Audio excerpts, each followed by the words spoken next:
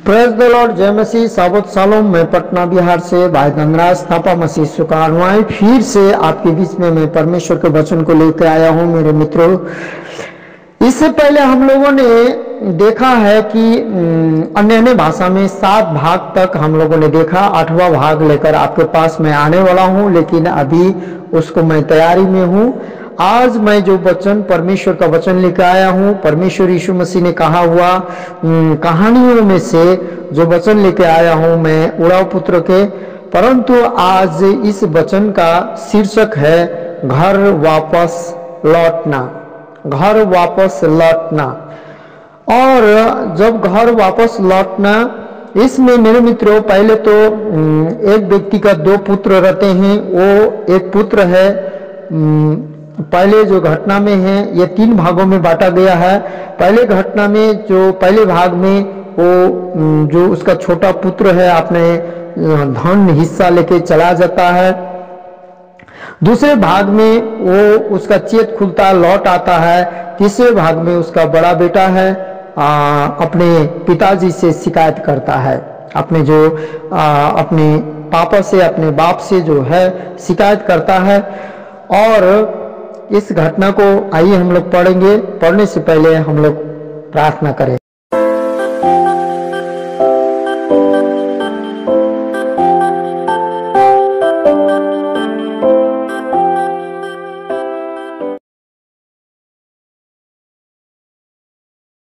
पिता, पुत्र, पवित्र आत्मा, त्रिएक परमेश्वर, जो थे, जो हैं, जो आने वाला प्रभु आप हैं।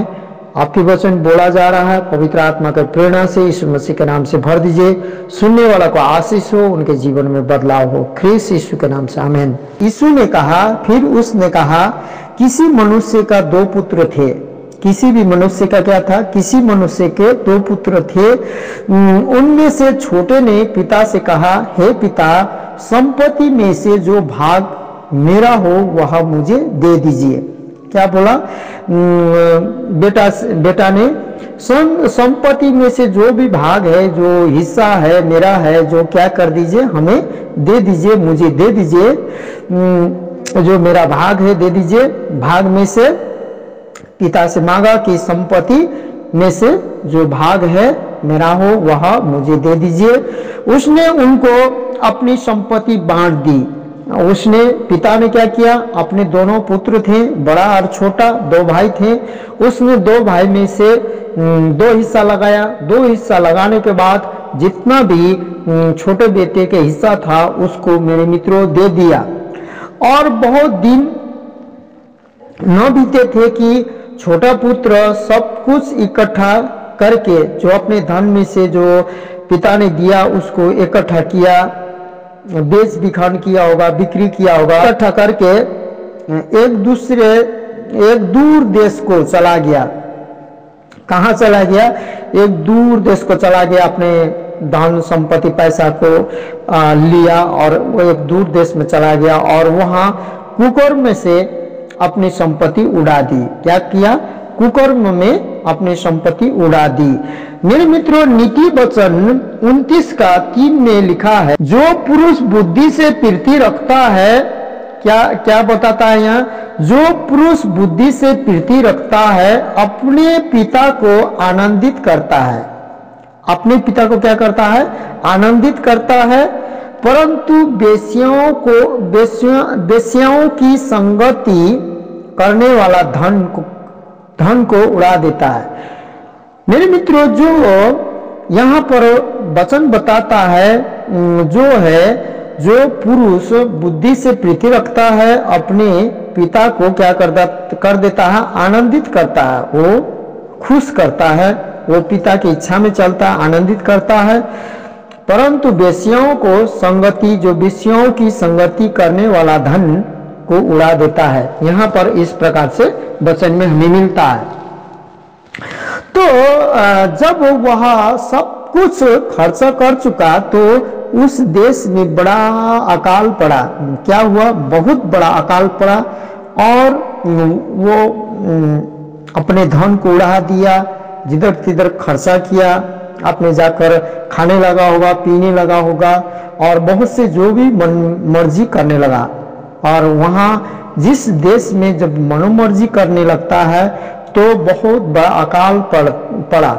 मेरे मित्रों, आज जब हम परमेश्वर के बेटा हैं, हम लोग परमेश्वर की बेटी हैं, जो बेटा बेटी हैं, स्वर्ग के जब हम यीशु में विश्वास करते हैं, स्त्री और पुरुष से हमें मायने रखता नहीं है, खतना बेखतना किसी प्रकार से मायने नहीं रखता है, क्योंकि मसीह में हम लोग स्त्री हो या पुरुष हो, हम मसीह में एक हो जाते हैं।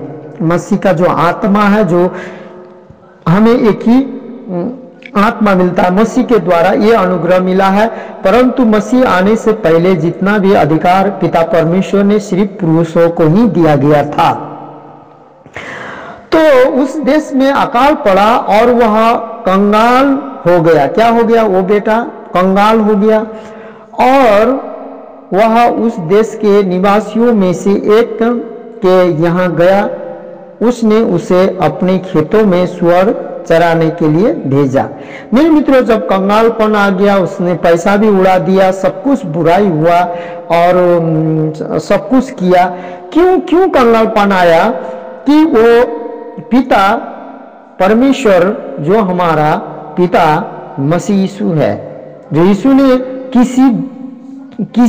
किसी भी, यहाँ बोला गया किसी भी व्यक्ति का 2 बेटे थे करके परमेश्वर ने कहा है। मेरे मित्रों, मैं ये विश्वास करता हूँ, मैं अपने सोच समझ से, कि पहला जो बड़ा बेटा यहूदी लोग थे, दूसरा बेटा अन्य जाति लोग, जो हम लोग अभी हम मसीह में पहले मसीह को नहीं जानते थे, जब मसीह को ग्रहण किए, स्वीकारे, वो बेटा हम ही लोग थे। और वो बेटा जो बेटा था, जो मेरे ख्याल से, मेरे सोच से, वो बेटा यहूदी लोग थे, क्योंकि पहला बड़ा बेटा कौन था? यहूदी द्वारा ही हमारा उद्धार हुआ है, क्योंकि यहूदी घराना में ही परमेश्वर, यीशु मसीह भी एक यहूदी ही थे, और इसलिए वो बड़ा बेटा यहूदी हो सकता है, और छोटा बेटा हम लोग जो गैर मसीह से मसीह हुए हैं, जो विश्वास किए हैं, प्रभु का अनुग्रह कृपा हमें मिला है, वो हम लोग हैं, मुझे ऐसा लगता है। और जो पिता है मसीह यीशु है, वो पिता है मसीह यीशु, और वो 2 बेटा है जो मसीह में ही है हम लोग, जो मान लीजिए या तो यहूदी मान लीजिए, या तो अभी 2 प्रकार के मसीह होते हैं, उसी प्रकार से 2 प्रकार के मसीह लोगों को हम लास्ट में इस बातों को बताऊंगा, वही मान लीजिए। और देश में अकाल उस समय पड़ता है मेरे मित्रों, जब हम लोग मसीह लोग, जब हम पाप की ओर जाते हैं, देश में आपद विपद अकाल इस प्रकार पड़ती है, क्योंकि पुराने नियम में कहा गया है, तुम्हारे कारण से, परमेश्वर के विरुद्ध में पाप करने के कारण से और मेरे आज्ञा न मानने के कारण से तुम्हारे देश में अकाल पड़ा है।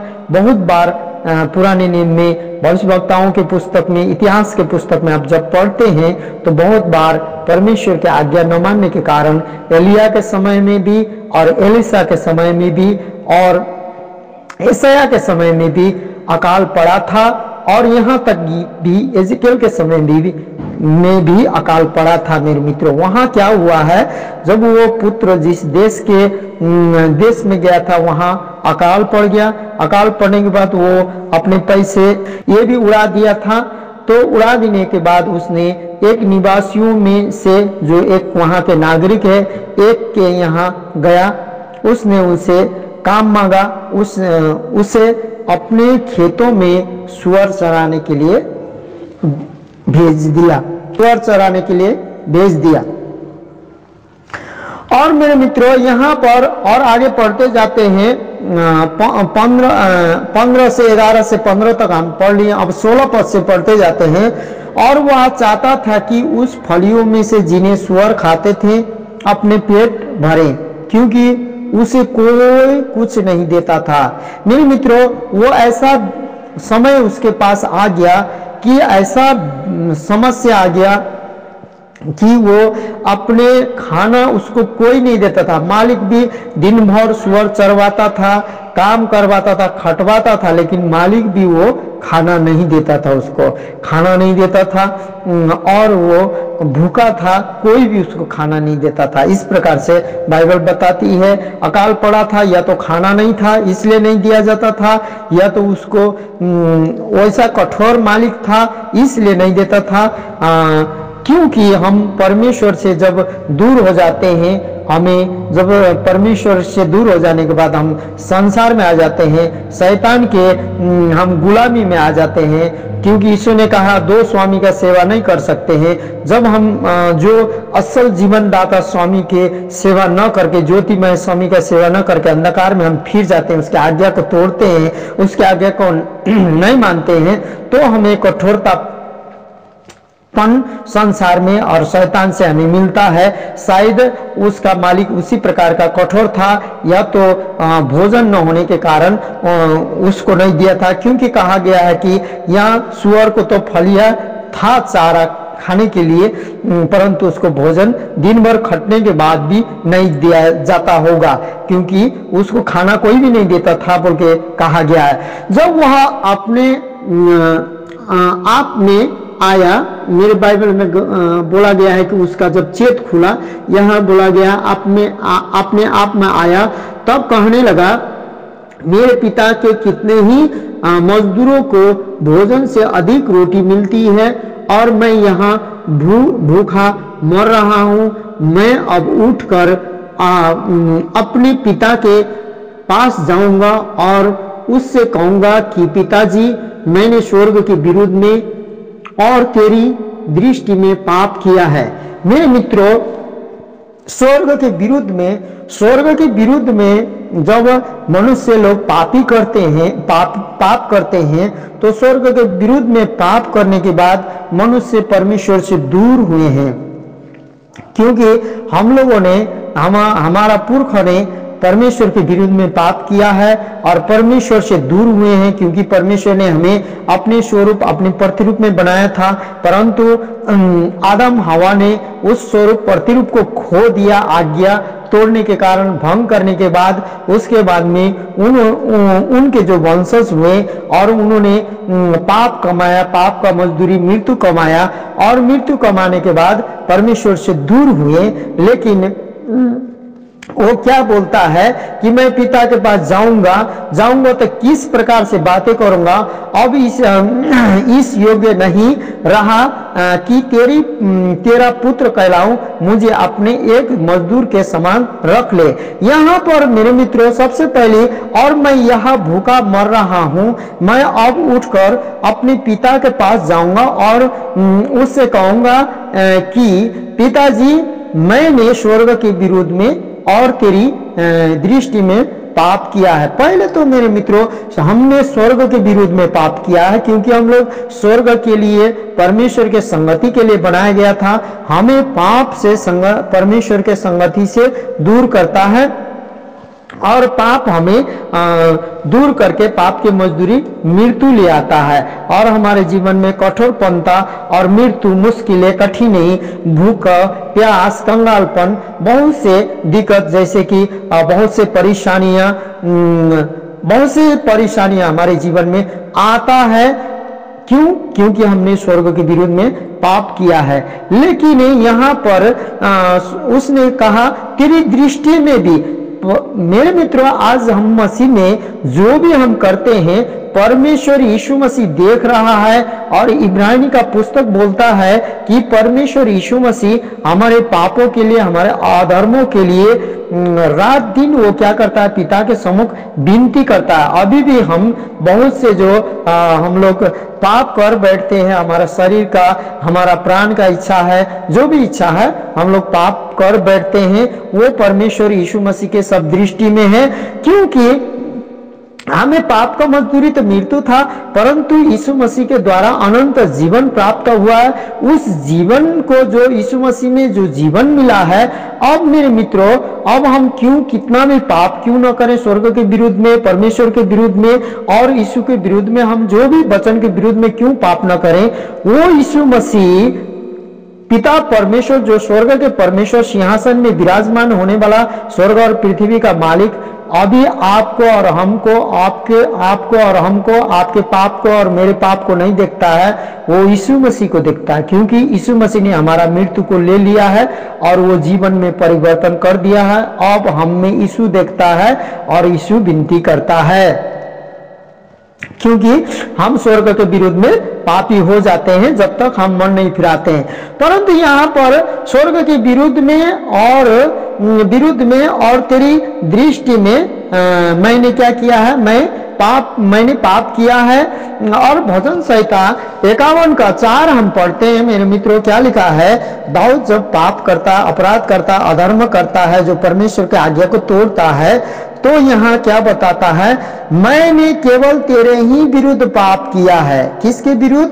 मैंने केवल तेरे ही विरुद्ध पाप किया। आज मेरे मित्रों, आज हम पाप करते हैं तो केवल हम लोग परमेश्वर पिता के विरुद्ध पाप किया करते हैं, और जो तेरी दृष्टि में बुरा है वही किया है, ताकि तू बोलने में धर्मी और न्याय करने में निष्कलंक ठहरे। दाऊद यहाँ पर इस बात को बोलता है कि जो भी मैंने क्या किया है, तेरे ही विरुद्ध में पाप किया है, लेकिन उस पाप को मिटाकर तू धर्मी है और मुझे धार्मिकता तू ठहराएगा, उसे विश्वास है। और दाऊद इस प्रकार से कहता है, तो यहाँ पर बोलता है, उसी सोचकर एक मजदूर के समान रख ले, इस प्रकार से मैं कहूंगा बोलकर मेरे मित्रों लौट आता है। अब ये है लौटना। पहले का जो घटना में हम लोग जब तक हम लोग पढ़े थे मेरे मित्रों, 1 से लेके 15 का 11 से लेके 19 पद तक हम जब पढ़ रहे थे, खो गया था। अब यहाँ जो खो गया था वो लौट गया है, जो खो गया था वो क्या हो गया है, लौट गया है।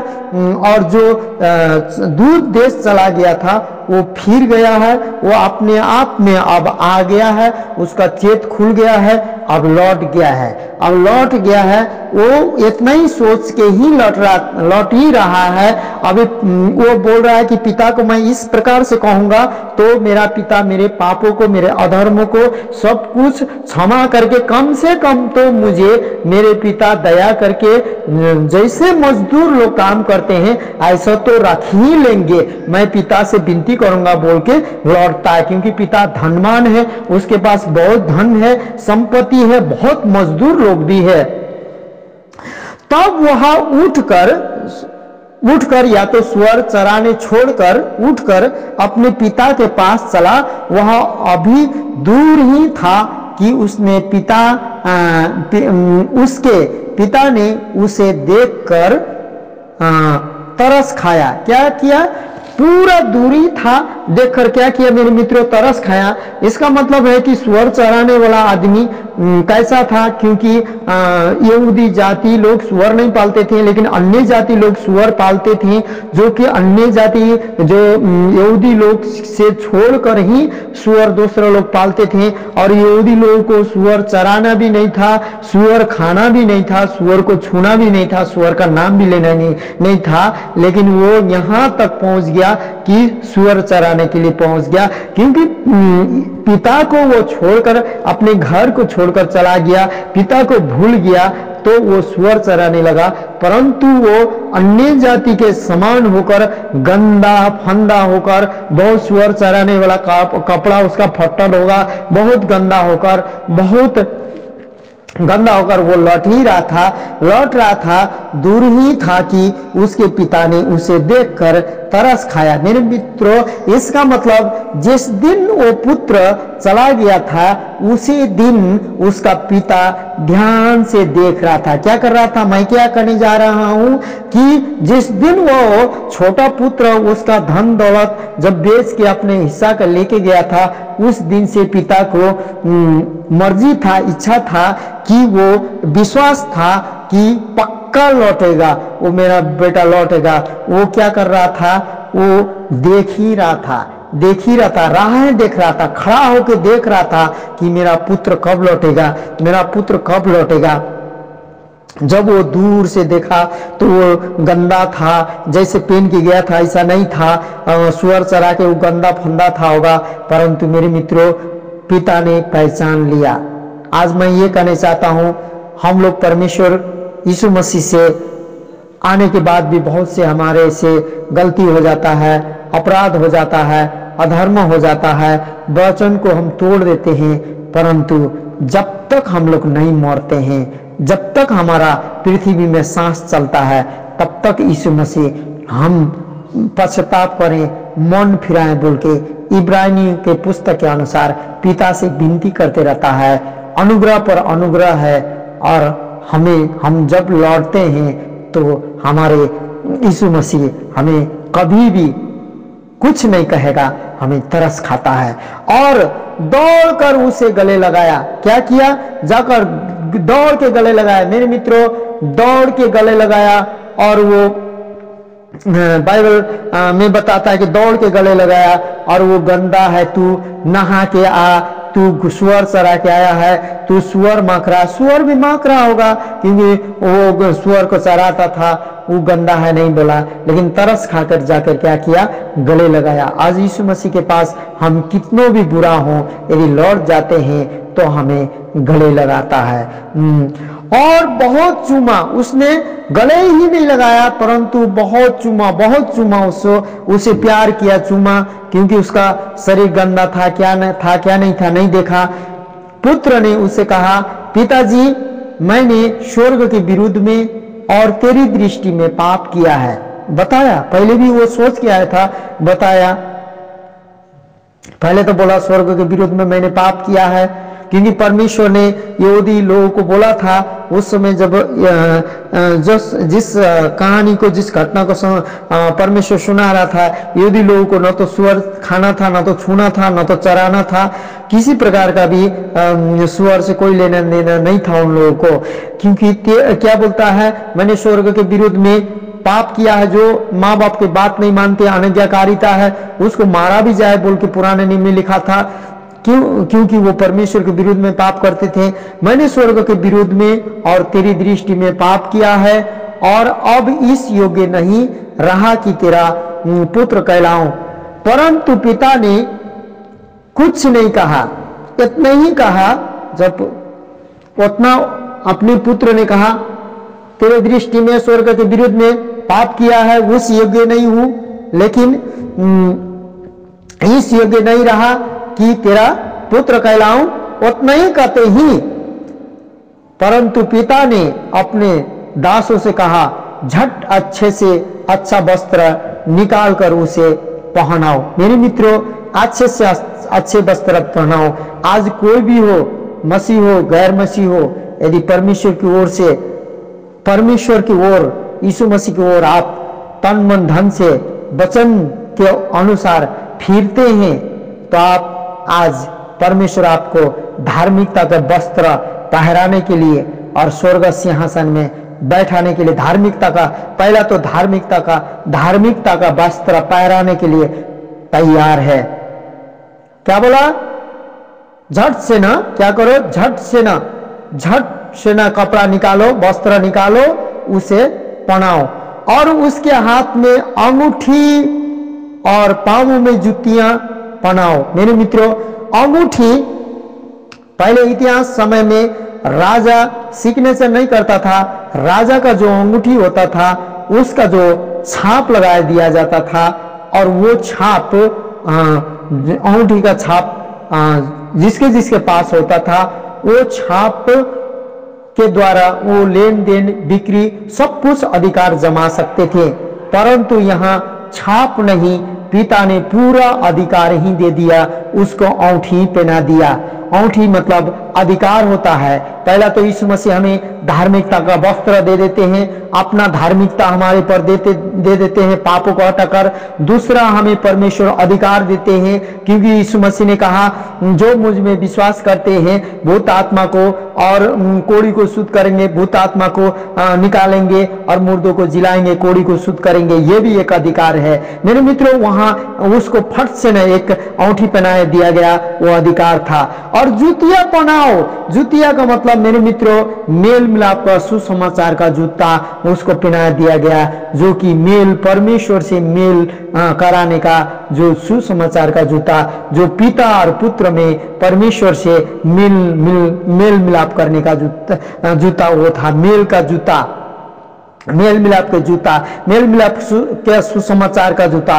और बड़ा भोज तैयार करो। क्या किया? उसके बाद बड़ा भोज तैयार करो, आनंद के भोज तैयार करो, ताकि हम खाएं और आनंद मनाएं, क्योंकि मेरा यह पुत्र मर गया था फिर जी गया है। मेरे मित्रों खो गया था पा गया है। क्योंकि जब हम परमेश्वर के राज्य में आते हैं, जब हम धार्मिकता के वस्त्र पहन लेते हैं, यीशु मसीह का धार्मिकता हमें आ जाता है और हमें हमारे पर औंठी अधिकार आ जाता है और हमारे पांवों में मेल मिलाप के सुसमाचार के जूता आ जाता है। और बड़ा भोज तैयार करो और हमारे जीवन में बहुत आनंद, ताकि हम खाएं और बड़ा भोज जो परमेश्वर का वचन है, जो कि हम खाएं और आनंद मनाएं, वो जो परमेश्वर का आनंद, जो स्वर्गीय आनंद, जो बड़ा भोज, क्योंकि बड़ा भोज में बहुत आदमी होते हैं, वो जो स्वर्गीय आनंद, जो स्वर्गीय भोज,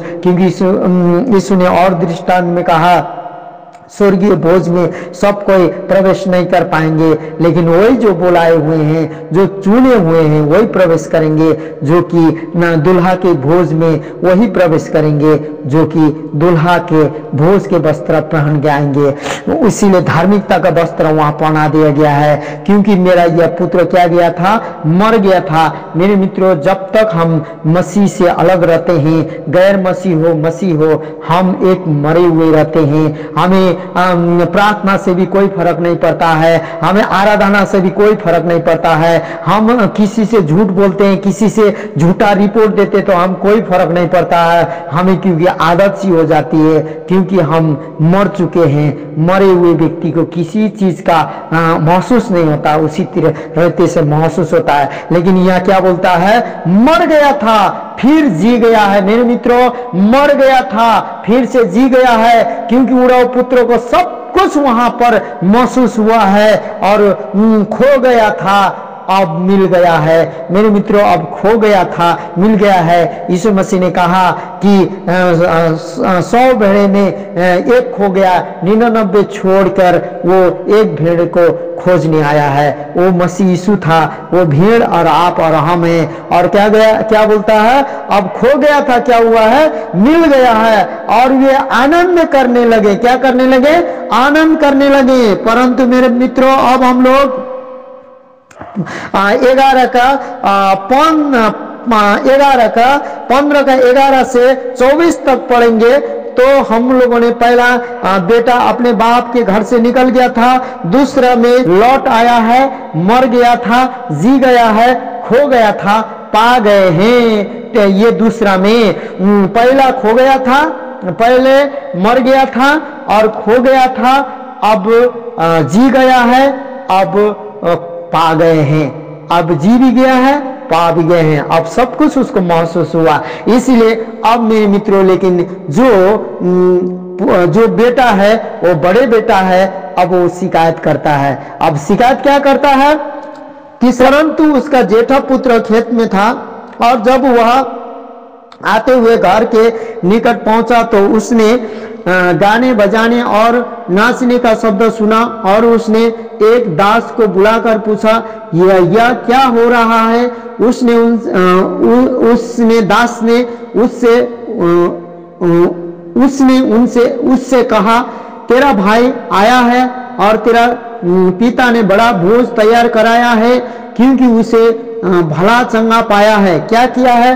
परमेश्वर जब हमें भला चंगा पाता है, हमें चंगाई परमेश्वर क्यों देता है? मेरे मित्रों, चंगाई लोगों को क्यों देता है? बहुत लोग चंगाई, दुष्ट आत्मा से चंगाई, बहुत बीमारी से चंगाई हुए हैं मेरे द्वारा, क्योंकि वो लोग प्रभु में नहीं आए, फिर भी उसको परमेश्वर ने उनको चंगाई दिया। मैंने बहुत बार प्रभु से पूछा कि प्रभु तुझमें तो विश्वास ही नहीं किया, तुझे तो ग्रहण नहीं किया, उनको तो जीवन ही नहीं मिला, चंगाई क्यों मिलना चाहिए? ऐसे मैंने बहुत बार परमेश्वर से प्रश्न किया, लेकिन यीशु ने कहा श्वेतमेत में पाया है, श्वेतमेत में दो। मेरे मित्रों, इसलिए क्योंकि उसने क्या पाया है? भला चंगा पाया है, इसलिए मनाया जा रहा है। इस प्रकार के पार्टी भाई को बोला गया है, भोज तैयार कराया जा रहा है, क्योंकि उसे भला चंगा पाया है। परमेश्वर हमें सभी दिन भला चंगा रखने चाहता है, भला चंगा पाने चाहता है, उसके सम्मुख हम रहे।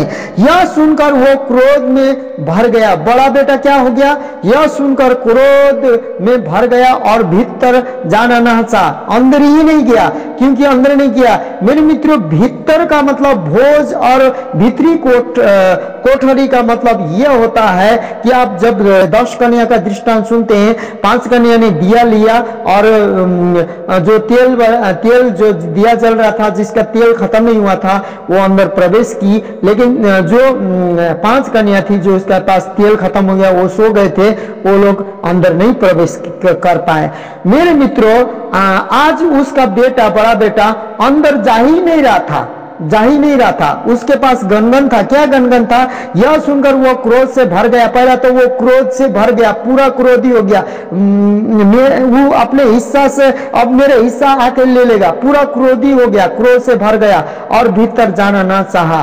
परंतु उसका पिता बाहर आकर उसे मनाने लगा। क्या करने लगा? मनाने लगा। उसने पिता को उत्तर दिया, देख मैं इतने वर्ष गनगन कर रहा है, इतने वर्ष से तेरी सेवा कर रहा हूं और कभी भी तेरी आज्ञा नहीं टाली, फिर भी तूने मुझे कभी एक बकरी का बच्चा भी न दिया कि मैं अपने मित्रों के साथ आनंद करता। इस प्रकार से बोल रहा है मेरे मित्रों, इस प्रकार से वो बोल रहा है कि मुझे एक बकरी का बच्चा भी नहीं दिया, और वो अंदर जाने ही नहीं चाह रहा, परंतु पिताजी मना रहा है। अंदर का मतलब, प्रवेश करने का मतलब मेरे मित्रों, स्वर्ग का द्वार है, क्योंकि मार्ग, सत्य, जीवन यीशु मसीह है। और यीशु मसीह अभी गन करने वाला जो मसीह लोग बहुत हैं, जो उनको भी परमेश्वर प्रवेश कराने के लिए चाहते हैं।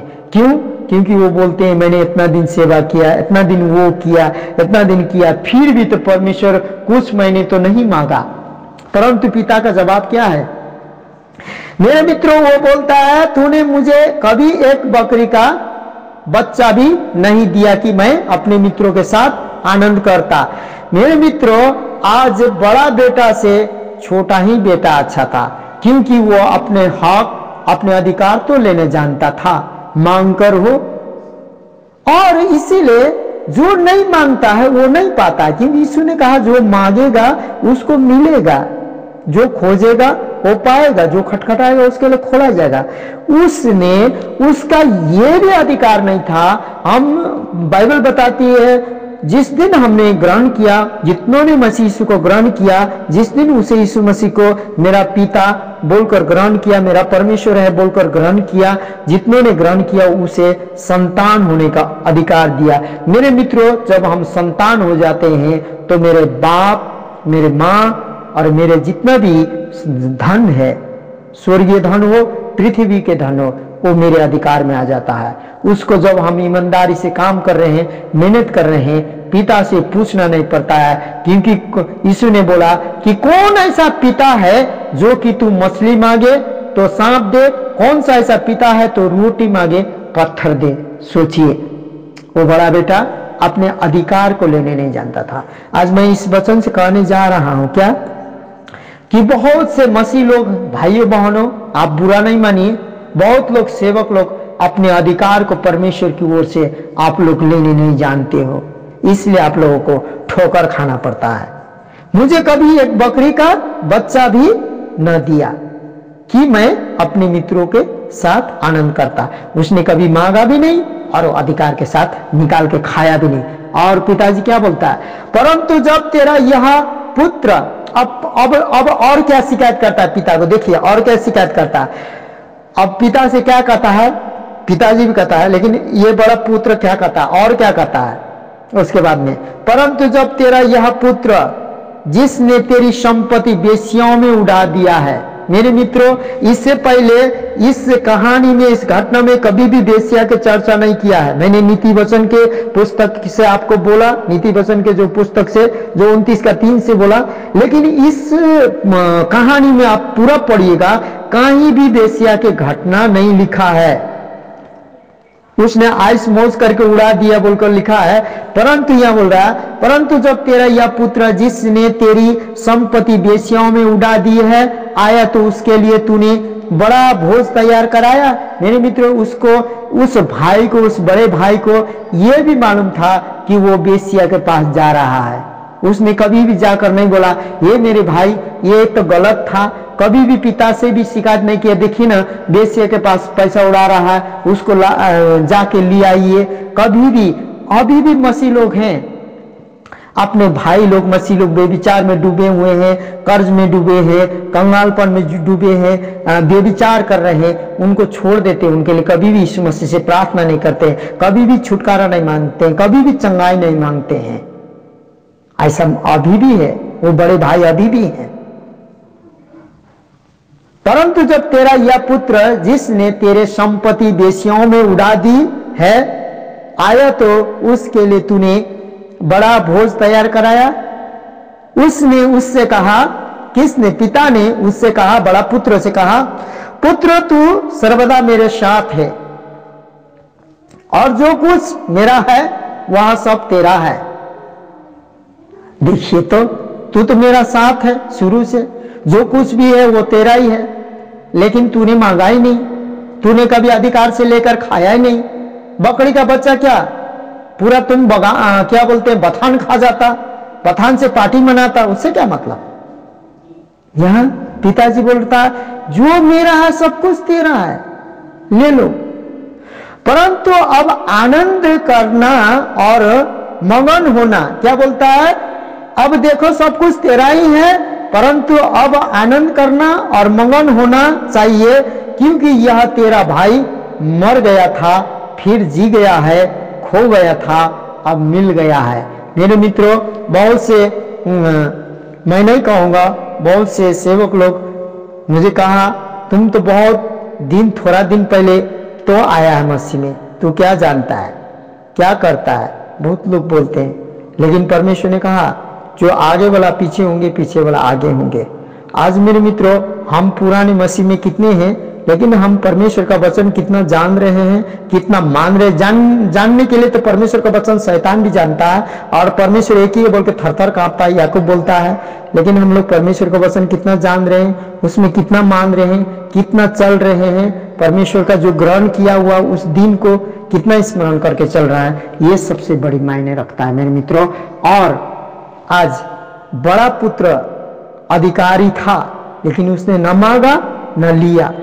और बड़ा पुत्र को मालूम था, वो मेरा भाई बेविचार में है, मेरा भाई दुर्बल है, मेरा भाई का ज्ञान नहीं है, बुद्धि नहीं है, परंतु उसने कभी भी पिता से विनती नहीं किया कि उसको लौटा के ले आऊं, और कभी भी उसने जाकर कभी भी नहीं बोला कि ऐसा नहीं करना चाहिए। इसलिए मेरे मित्रों, आज हम लोगों को जानने की बात यह है, हमें बड़ा बेटा का भी नहीं, छोटा बेटा का भी नहीं, परंतु आज एक सेवक है तो पिता के हृदय हमें रखना चाहिए।